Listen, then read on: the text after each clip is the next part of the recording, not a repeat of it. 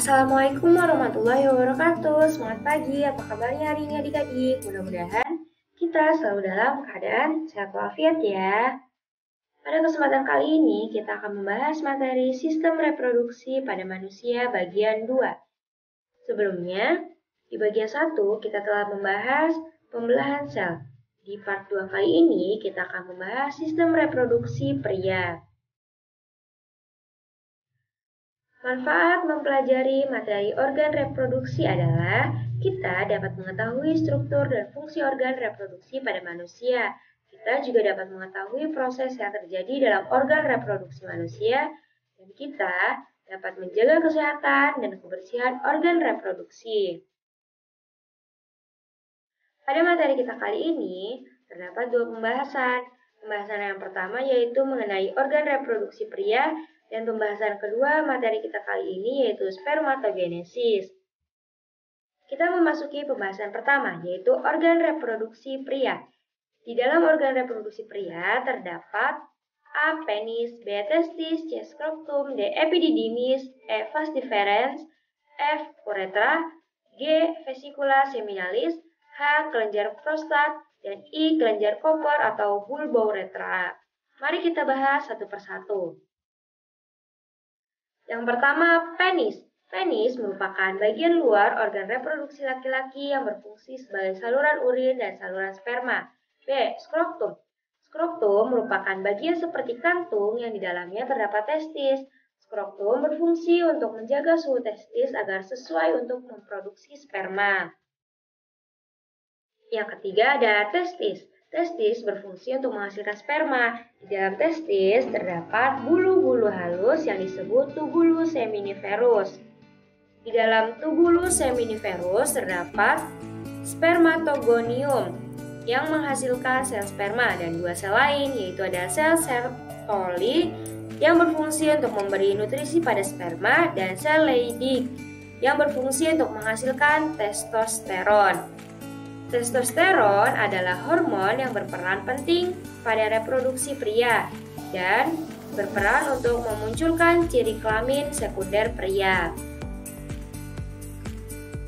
Ciri kelamin sekunder pria adalah tumbuhnya kumis dan janggut, suara menjadi berat, dan dada menjadi bidang. D. Epididymis. Epididymis adalah saluran yang keluar dari testis yang berbentuk seperti tanda koma dengan ukuran kurang lebih 4 cm. Epididymis berfungsi sebagai tempat penyimpanan sperma sementara dan pematangan sperma setelah dibentuk di testis. E. Vas deferens. Vas deferens merupakan saluran panjang yang mengarah ke atas dan merupakan lanjutan dari epididymis. Vas deferens berfungsi untuk menghubungkan epididymis dan uretra. F. Uretra. Uretra adalah saluran yang terdapat dalam penis. Uretra merupakan akhir dari saluran reproduksi yang berfungsi sebagai saluran keluarnya sperma dan urin. Di dalam organ reproduksi pria terdapat 3 kelenjar kelamin, yaitu yang pertama ada kelenjar vesicula seminalis, yang kedua ada kelenjar prostat, dan yang ketiga ada kelenjar Koper. Mari kita bahas satu persatu. G. Kelenjar vesicula seminalis merupakan bagian yang berbentuk seperti kantung kecil berukuran kurang lebih 5 cm yang terletak di belakang kantung kemih, berfungsi untuk menghasilkan zat-zat yang diperlukan untuk perkembangan sperma. H. Kelenjar prostat. Kelenjar prostat merupakan bagian yang berbentuk seperti kue donat yang terletak di bawah kantung kemih, yang berfungsi untuk menghasilkan cairan bersifat asam. I. Kelenjar Koper. Kelenjar Koper merupakan bagian yang berbentuk seperti kacang yang terletak di bawah kelenjar prostat. Kelenjar Koper ini berfungsi untuk menghasilkan lendir dan cairan bersifat basah. Pembahasan kedua dari materi kita kali ini yaitu spermatogenesis atau proses pembentukan sperma yang terjadi di testis. Pembentukan sperma atau spermatogenesis dimulai dari spermatogonium yang membelah secara mitosis membentuk spermatosit primer. Selanjutnya, Spermatosit primer akan mengalami pembelahan secara meiosis 1 membentuk spermatosit sekunder. Jumlah kromosom saat mitosis 2N atau diploid, sedangkan saat pembelahan meiosis berkurang menjadi N atau haploid. Setelah terbentuk spermatosit sekunder, kembali terjadi pembelahan meiosis 2 menjadi 4 buah spermatid. Spermatid akan mengalami perubahan bentuk menjadi spermatozoa atau sperma.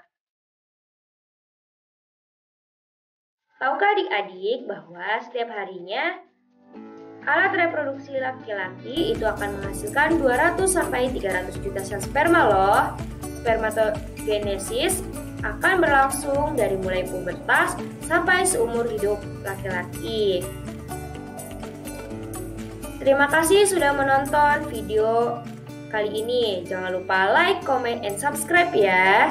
Dan jangan lupa nyalakan lonceng notifikasinya agar adik-adik tidak ketinggalan untuk menonton materi-materi berikutnya. Sampai jumpa lagi pada video pembelajaran selanjutnya di part 3 tentang organ reproduksi wanita. Wabillahi taufiq walhidayah. Wassalamualaikum warahmatullahi wabarakatuh.